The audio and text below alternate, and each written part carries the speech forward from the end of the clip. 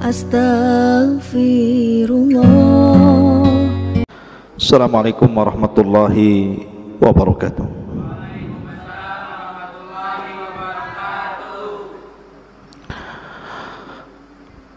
Alhamdulillah,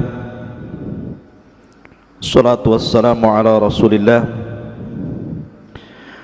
wa ala alihi wa sahbihi wa mawalah, wa la hawla wa la quwata illa billahi wa ba'du.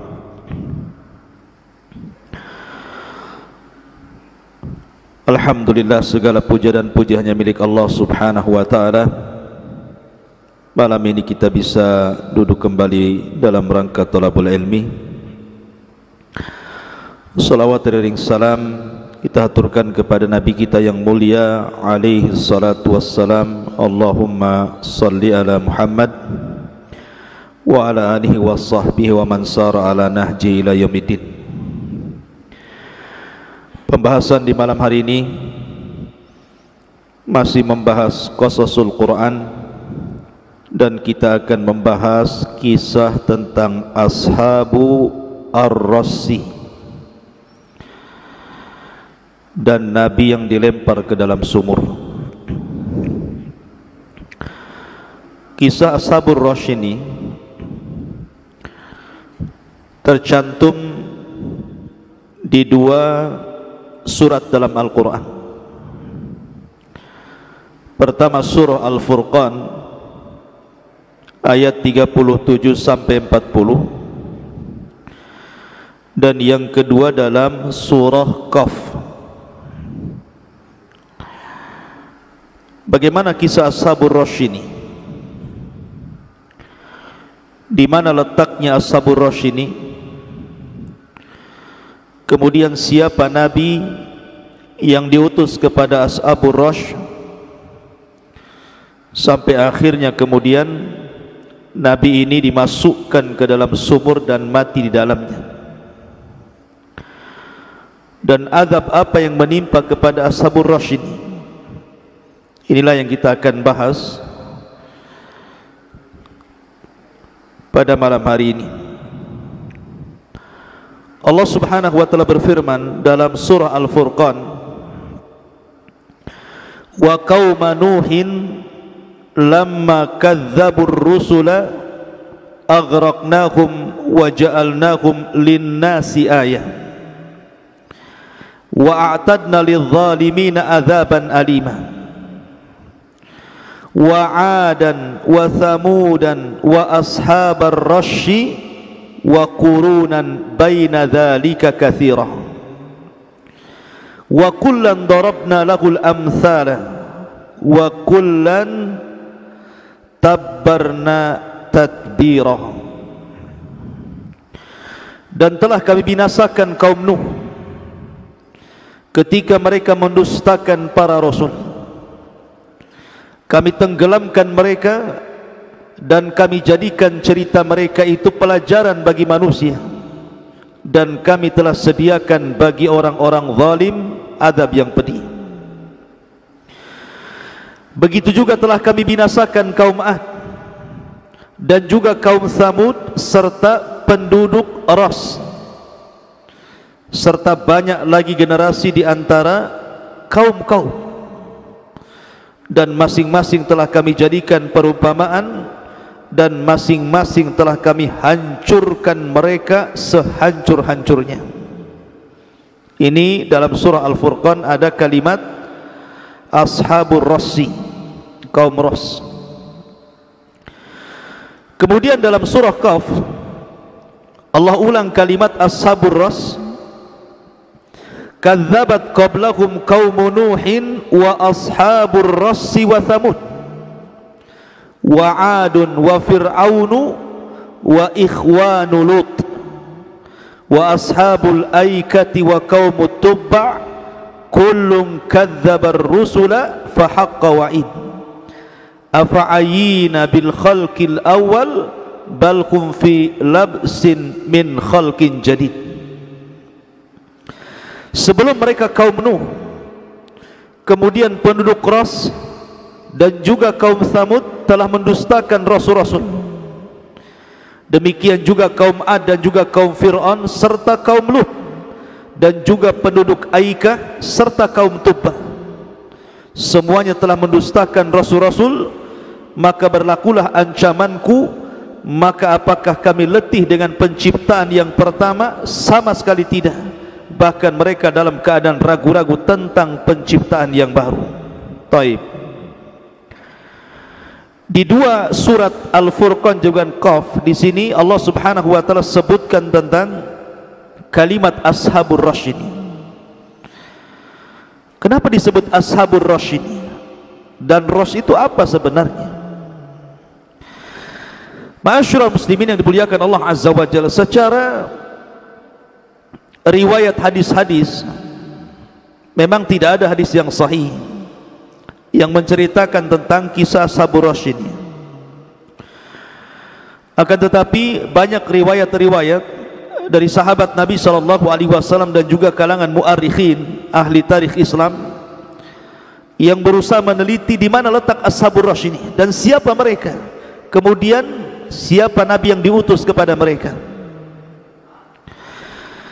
Di sini terjadi perselisihan para ulama tentang Ashabur Rasyid di sini. Ada yang mengatakan bahwa Ashabur Rasyid itu adalah Ashabul Uhdud yang tercantum dalam surah Al-Buruj, dan ini adalah pendapat Al-Imam Ibnu Jarir At-Tabari rahimahullahu ta'ala. Ada juga yang mengatakan Ashabur Rasyid adalah Ashabu Yasin. Ashabu Yasin itu berarti kita kenal dengan seorang laki-laki namanya Habibun Najjar Mu'min Ali Yasin yang terdapat dalam surah Yasin. Ada juga yang mengatakan Ashabur Rasyid di sini adalah kaum Madian yang diutus padanya Nabiullah Syuaib alaihi salatu wassalam.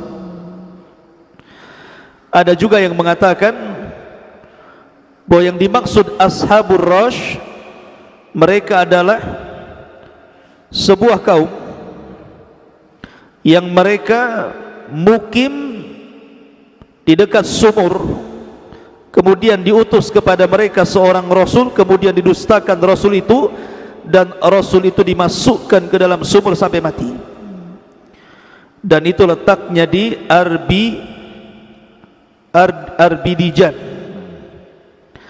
Ma'asyiral muslimin yang dimuliakan Allah Subhanahu wa taala, wallahu alam, karena ini khilaf para ulama, kita tidak bisa menentukan di daerah mana Ashabur Rasyid ini peristiwanya.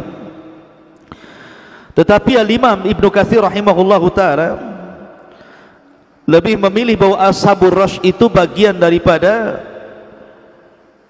Madian, di mana Madian paham diutus padanya seorang nabi namanya Syuaib, dan di zaman itu ada sebuah pohon yang disebut dengan Aikah yang disembah oleh orang-orang Madian. Baik, kita akan berkisah tentang Ashabur Rasyid ini. Perhatikan, jangan ngobrol. Ashabur Rasyid di sini terdapat 12 kabilah. Jadi dihuni oleh 12 kabilah. Mereka tinggal di tepian-tepian sungai dan pekerjaan mereka adalah petani. Dan Allah Subhanahu wa taala limpahkan kekayaan mereka. Jadi hasil panennya itu tidak pernah rugi. Memang betul-betul Allah berikan nikmat yang banyak dari hasil panennya, sehingga Allah anugerahkan betapa banyak nikmat Allah yang Allah anugerahkan kepada mereka. Mereka di atas kemakmuran. Lah, Ashabur Rasyid di sini mereka punya pohon. Pohon itu sangat besar dan mereka menyembahnya. Jadi pohon itu sangat besar sekali, kemudian disembah. Jadi Ashabur Rasyid itu para penyembah pohon. Jadi ada pohon yang dikeramatkan, itulah sesembahan mereka. Kemudian mereka pun menanam pohon yang sama di 12 kabilah. Jadi masing-masing kabilah itu punya pohon, tetapi aliran airnya, irigasinya mungkin bahasa kita, itu dari pohon yang besar yang disebut dengan raja pohon. Lah jadi airnya dialiri sampai ke pohon-pohon yang ada di 12 kabilah itu. Dan Ashabur Rass buat aturan bahwa tidak boleh seseorang itu memetik daun, memetik buah, bahkan meminum irigasinya. Walaupun dengan cara yang lupa, tetap hukumannya dibunuh. Memang itu pohon yang dikeramatkan, yang dimuliakan, yang dituhankan, sehingga tidak boleh diganggu sama sekali. Lah kebiasaan Ashabur Rass ini, ikhwatu fillah muliakan Allah Azza wa Jalla, mereka membuat pesta di depan pohon itu. Jadi terkadang sebulan sekali mereka membuat pesta, bernyanyi-nyanyi, berjoget-joget, bermabok-mabok di depan pohon itu. Sampai akhirnya pohon itu dimasuki syaitan. Kemudian tiba-tiba pohon itu bergerak, padahal tidak ada angin tuh. Kemudian tiba-tiba keluar suara dan mengatakan, laqad raditu alaikum, sungguh aku redha kepada kalian, fatibu bikumun nafsa, maka perbaiki hati kalian. Maka kalau sudah ada suara seperti itu di balik pohon, berarti pesta mereka diterima oleh sesembahan mereka. Mereka pun pulang. Dan kita tidak heran, ini bukan pohon yang bicara, tapi ada syaitan di situ. Ada syaitan yang kemudian berbicara kepada manusia supaya manusia makin yakin bahwa pohon itu Tuhannya. Kayak ada di film apa itu, orang nyembah pohon, tiba-tiba ada suara, kemudian minta makan. Ketika orang yang enggak ada, rupanya keluar dari balik pohon orang gila. Ma'asyiral muslimin yang dimuliakan Allah Azza wa Jalla, itu lain lagi ceritanya. Jadi di balik pohon keramat ini ada suara. Ya. Lah akhirnya Ashabur Rass ini, mereka kalau sudah dapat keridhaan dari pohon, mereka senang. Dan begitulah mereka, kebiasaan mereka menyembah pohon, melakukan kesyirikan, dan ini bentuk kufur nikmat namanya. Diberikan kekayaan dari hasil pertanian, tetapi dibalas dengan kesyirikan, justru menyembah pohon ini.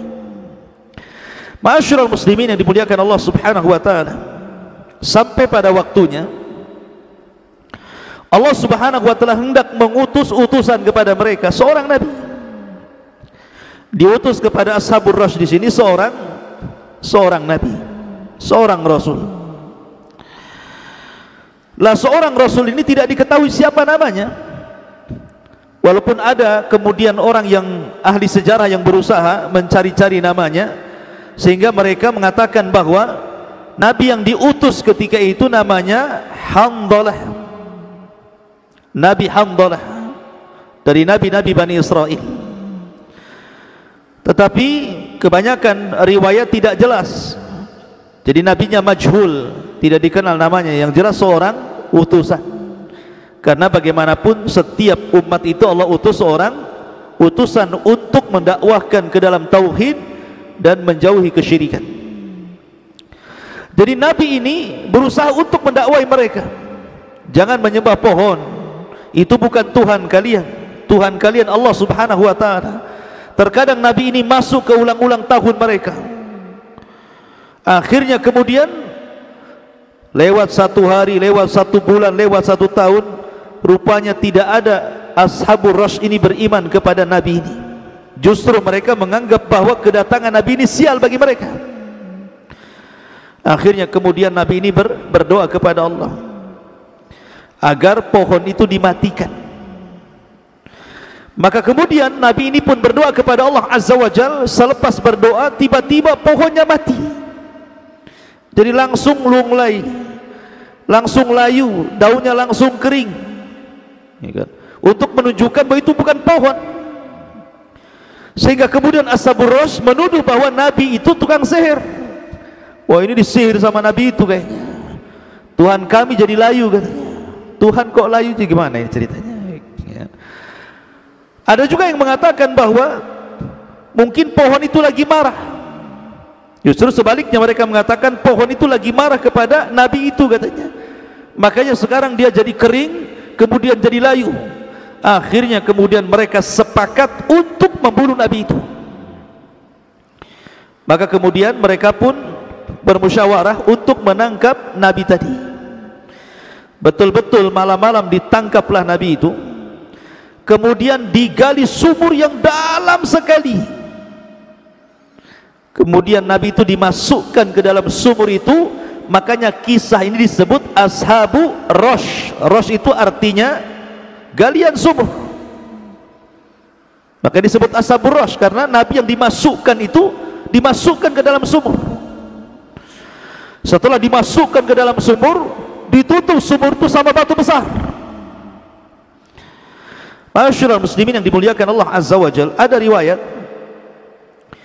bahwa ada seorang budak hitam beriman kepada ajakan Nabi ini. Jadi dari sekian manusia Ashabur Rosh itu tidak ada yang beriman kecuali satu orang, budak yang sangat hitam sekali. Lah ketika budak ini tahu bahwa nabinya dikurung dalam sumur itu, jadi dia ingin memberi makan tapi tidak punya makanan. Makanya budak ini masuk ke hutan, kemudian mencari kayu bakar, kemudian dijual, kemudian setelah dapat hasilnya diberikan makanan, kemudian setelah dapat makanan, kemudian ke dalam dimasukkan makanan itu lewat tali ke dalam sumur itu supaya Nabi itu bisa makan. Setiap hari seperti itu budak hitam ini, sampai pada waktunya budak hitam ini karena kelelahan, keletihan, masuk ke dalam hutan, kemudian dia ngantuk, kemudian tidur. Allah tidurkan selama 7 tahun. Jadi dia miring ke arah kanan, dan Allah tidurkan ketika miring ke arah kanan 7 tahun. Kemudian dia miring ke arah kiri 7 tahun lagi. Berarti dia ditidurkan 14 tahun. Persis seperti kisahnya Ashabul Kahfi, atau kisahnya siapa? Nabi Uzair yang ditidurkan 1 abad gitu ya. Kalau ini ditidurkan 14 tahun ya. Ketika kemudian dia terbangun, rasanya cuma 1 hari atau setengah hari saja dia tidur itu, padahal sudah 14 tahun dia tertidur itu. Kemudian dia pun sebagaimana biasa, dia masuk ke hutan, kemudian cari kayu bakar, kemudian dijual, kemudian dapat uang, dibelikan makan. Setelah dia bawa makan, rupanya sumurnya udah nggak ada lagi. Yalah, sudah 14 tahun, sudah tah di mana letaknya, lokasinya gitu ya. Jadi dari sekian Ashabur Rosh itu cuma 1 yang beriman. Coba bayangkan. Makanya Nabi SAW pernah diperlihatkan oleh Allah Azza wa Jal, ada Nabi yang pengikutnya 1, 2, 3 gitu ya. Bahkan ada Nabi yang sama sekali tidak punya pengikut. Dan Nabi yang paling banyak pengikutnya adalah Nabi Musa alaihi salatu wassalam dan dirinya. Nabi SAW adalah umatnya terbanyak, bahkan terbanyak daripada Nabi Musa alaihi salatu wassalam. Itulah ujian para Nabi. Ada yang dikasih 1 pengikut saja, ada 2 pengikut gitu ya. Dan itu bukan berarti kita katakan gak berhasil Nabi itu. Tidak, berhasil juga. Karena berhasil tidaknya sebuah dakwah adalah menyampaikan kebenaran, bukan banyak dan tidaknya pengikut. Masyaallah muslimin yang dimuliakan Allah Azza. Akhirnya kemudian ketika kembali kepada kisah, ketika Nabi itu dimasukkan ke dalam sumur, kemudian sumurnya ditutup gitu kan, Nabi itu tidak bisa apa-apa dalam sumur itu. Akhirnya kemudian orang-orang ini senang, karena orang yang membawa sial sudah dimasukkan ke dalam sumur. Maka Ashabur Rosh pun kemudian membuat pesta pora besar-besaran. 12 kabilah bersatu membuat Id, membuat pesta. Mabok di situ, nyanyi-nyanyi, joget-joget, pesta pokoknya, habis-habisan pesta di situ. Sampai akhirnya terdengarlah anin, suara tangisan Nabi yang dalam sumur itu. Nabi ini menangis, dan tangisannya sampai melesat ke atas sumur, dan didengar orang-orang yang pesta itu. Tapi bukannya ditolong atau bukannya mereka memiliki kasih sayang dengan seorang Nabi, tapi justru mereka malah merasa puas. Dari sini Allah Subhanahu wa taala berfirman, ikhwan, wala tahsabannallaha mukhlifa wa'dihi rusulah, innallaha azizun dzuntiqam. Maka karena itu jangan sekali-kali kamu mengira bahwa Allah mengingkari janjinya kepada rasul-rasulnya. Sungguh Allah maha perkasa lagi maha pemberi balasan kepada orang-orang yang zalim. Wala tahsabannallaha ghafilan amma ya'malu zalimun. Lah akhirnya Tiba-tiba kemudian terhenti pestanya, ikhwan. Terhenti pestanya. Kenapa? Karena tiba-tiba saja kemudian cuaca berubah. Yang tadinya dingin jadi panas. Makin panas, makin panas, makin panas. Kemudian mereka lihat ke langit, rupanya awan makin hitam. Tiba-tiba kemudian dari arah bumi muncul api keluar, ya, kayak larva keluar api gitu kan. Tiba-tiba setelah itu, ketika mereka melihat ke atas, rupanya banyak api-api yang melesat dan menembak mereka semuanya. Bola-bola api itu jatuh dari langit. Allah subhanahu wa ta'ala azab mereka dengan azab yang luar biasa. Ketika mereka mendustakan nabinya, maka Allah subhanahu wa ta'ala kirim azab kepada Ashabur Rash. Akhirnya kemudian tidak ada yang tersisa kecuali Allah binasakan. Kecuali yang selamat adalah budak yang hitam tadi, pengikut Nabi tadi. Ini dalam satu kisah seperti itu. Dalam kisah yang lain, bahwa ketika kemudian budak yang hitam yang beriman itu setelah ditidurkan 14 tahun, kemudian mencari-cari sumurnya tadi kan, tidak ketemu. Rupanya sebenarnya sumur itu sudah tertimbun lama. Jadi ketika Ashabur Rass ini merasakan bahwa mereka akan ditimpa azab, akhirnya kemudian mereka yakin akan Nabi yang dikurung mereka dalam sumur itu kemudian diselamatkan. Dan mereka pun beriman semuanya kepada Nabi ini, sehingga budak hitam ini tidak tahu kalau Nabi ini sudah selamat dan kaumnya sudah beriman. Itu ada juga yang kemudian mu'arikhin bercerita seperti itu. Karena kan cerita Ashabur Rass ini kan tidak ada sandaran, hanya ahli-ahli sejarah yang kemudian berusaha untuk menyatukan satu kisah dan kisah yang lainnya, kemudian dirangkum menjadi sebuah cerita. Ma'asyiral muslimin yang dimuliakan Allah Azza wa Jalla. Baik, kita akan nukilkan beberapa perkataan sahabat Rasul. Qala Ibnu Abbas radhiyallahu anhuma, sa'altu Ka'ban an ashabir Rash. Kata Abdullah bin Abbas radhiyallahu anhuma, aku bertanya kepada Ka'ab tentang Ashabur Rash di sini. Apa kata Ka'ab? Qala sahibu Yasin alladhi qala ya qaumi ittabi'ul mursalin qatalahu qaumuhu warrasuhu fi bi'ri lahum yuqalu lahu Rash tarahuhu fiha wa kadzalika qala Muqatil. Ka'ab mengatakan bahwa Ashabur Rash adalah sahibu Yasin, yang mengatakan, wahai kaum, ikutilah seruan para rasul. Maka kemudian orang ini kemudian dibunuh, kemudian dipendam dalam sebuah sumur. Begitu juga pendapat Al-Imam Al-Muqatil. Ini pendapat Abdullah ibn Abbas radhiyallahu anhu. Kemudian Ali radhiyallahu anhu berkata, hum qaumun kanu ya'buduna syajaratan sanbarah fada'a alaihim nabiyuhum wa kana min waladi Yahuda fayabisati syajaratu faqataluhu wa rashuhu fil bi'ri fa'adolathum sahabatus sauda fa'ahraqathum. Kata Ali radhiyallahu an, Ashabur Rass adalah sebuah kaum yang mereka menyembah pohon. Pohon ini dinamakan, ejaannya agak sulit nih, sanbar, ya, pohon sanbur. Kemudian Nabi ini berdoa kepada Allah Azza wa Jalla mendakwai mereka, dan Nabi ini keturunan Yahuda. Tiba-tiba pohon itu mengering, kemudian marahlah kaumnya, membunuhnya, melemparnya ke dalam sumur. Tiba-tiba kemudian datang awan yang sangat hitam pekat dan membakar mereka semua. Ini menurut Ali radhiyallahu anhu. Kemudian menurut Wahab ibn Munabbi, kanu ahla bi'rin, mereka adalah pemilik sumur. Yaquduna 'alaiha, mereka suka duduk di sekitarnya. Wa kana ya'buduna al-asnam, dan mereka menyembah berhala. Fa arsalallahu ilaihim Syuaiban fakadzabuhu wa adzuhu. Maka kemudian mereka pun diutus kepada mereka Syuaib dan didustakan, disakiti. Kemudian mereka pun kufur kepada nabi tersebut. Maka Allah Subhanahu wa taala fa khasafallahu bihim fahalaku jami'an, maka Allah gempakan negerinya dan Allah hancurkan semuanya. Intinya bahwa ini isyarat-isyarat bahwa Ashabur Rass juga dijelaskan oleh para sahabat Nabi sallallahu alaihi wasallam.